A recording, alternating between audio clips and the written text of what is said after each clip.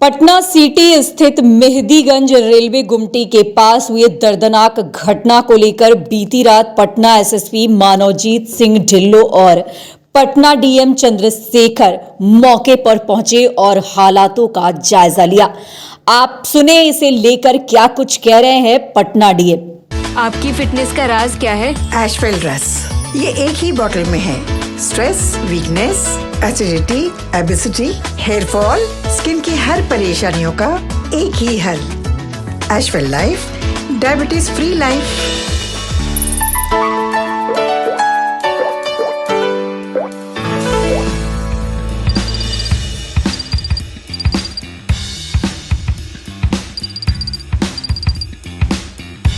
लोगों ने फोर्स और मजिस्ट्रेट की डिमांड की थी, अनुमंडल का अधिकारी पटना सिटी ने उपलब्ध कराया था और उसी क्रम में अभी अतिक्रमण हटाने की कार्रवाई शुरू हो रही थी। बातचीत करके लोगों को समझाया जा रहा था। उसी क्रम में एक व्यक्ति द्वारा जो है अनिल कुमार साहब, उनके द्वारा जो है अपने ऊपर थिनर डाल करके, हार्डवेयर की दुकान में थिनर भी रखा हुआ अंदर दुकान में, तो बाहर बातचीत हो रही थी। अंदर से वो अपने ऊपर डाल करके और आग लगा करके बाहर आ गए अचानक। और उसके बाद जब लोगों ने देखा तो लोग भी और जो पुलिस के जवान थे वो लोग उसे बुलाने का प्रयास किया।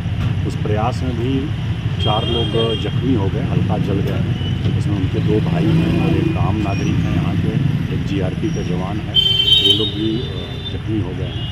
इन लोगों की हालत तो खतरे से बाहर है और लेकिन जो अनिल साहब हैं, मुख्य व्यक्ति जो थे, उनकी हालत थोड़ी गंभीर है। इस पर हम लोग नज़र रख रहे हैं। पुलिस पर उन्होंने आरोप लगाया है कि पुलिस के द्वारा इस तरह का घटना को अंजाम दिया गया। नहीं, पुलिस के द्वारा अभी तो कार्रवाई शुरू भी नहीं की गई थी और बातचीत की जा रही थी और उसी क्रम में वो जो है वो अंदर से करके चले आए। अभी तोड़ने की भी कार्रवाई शुरू नहीं हुई और अभी भी कुछ टूटा नहीं। 2 दिन का मोहलत मांग रहे थे, 24 तारीख का डेट था उनका, तो मोहलत भी नहीं दी गई। और तो रेलवे अथॉरिटी को डिसाइड करना था क्योंकि इनका जो दावा है वो रिजेक्ट हो चुका था और रेलवे अथॉरिटी ने सुनवाई करके बाकायदा आदेश पारित किया था और इसको अवैध अतिक्रमण घोषित किया था। और जो पब्लिक प्रीमाइसेस एक्ट है उसके तहत उन लोगों ने खाली करने के लिए डेट फिक्स किया था।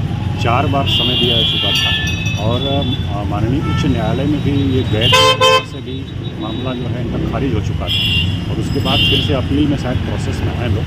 तो समय पर्याप्त दिया गया था जो रेलवे के लोगों ने बताया हम लोगों को। अभी हम लोगों ने बातचीत किया है तो किसी प्रकार की ज्यादती और किसी प्रकार की इस प्रकार की कार्रवाई नहीं हुई है और उन्होंने लगा करके अंदर से आग लगा करके वो आ गए बाहर। उसके बाद उठाया गया और उनको हॉस्पिटल पहुंचाया गया।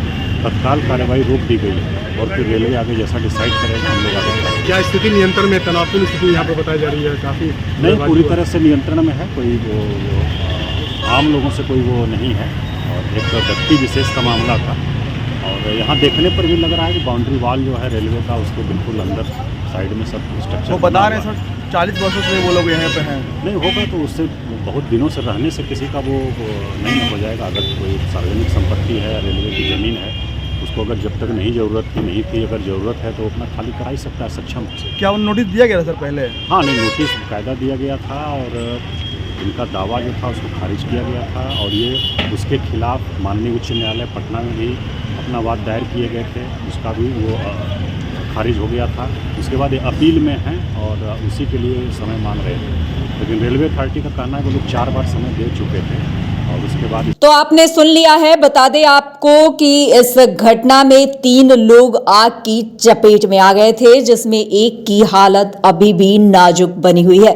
वहीं पुलिस को भी नुकसान हुआ है। फिलहाल स्थिति अभी शांतिपूर्ण बनी हुई है। तो बता दें आपको कि पटना सिटी स्थित मेहदीगंज रेलवे गुमटी के पास एक दर्दनाक हादसा हुआ और बीती रात पटना एसएसपी मानवजीत सिंह ढिल्लों और पटना डीएम चंद्रशेखर इसको लेकर मौके पर पहुंचे, हालातों का जायजा लिया और इस दौरान क्या कुछ कहा वो भी हमने आपको सुना दिया है। बता दें आपको कि इस घटना में 3 लोग आग की चपेट में आ गए थे, जिसमें एक की हालत अभी भी नाजुक बनी हुई है। वहीं पुलिस को भी इसमें काफी नुकसान हुआ है। फिलहाल स्थिति अभी शांतिपूर्ण बताई जा रही है।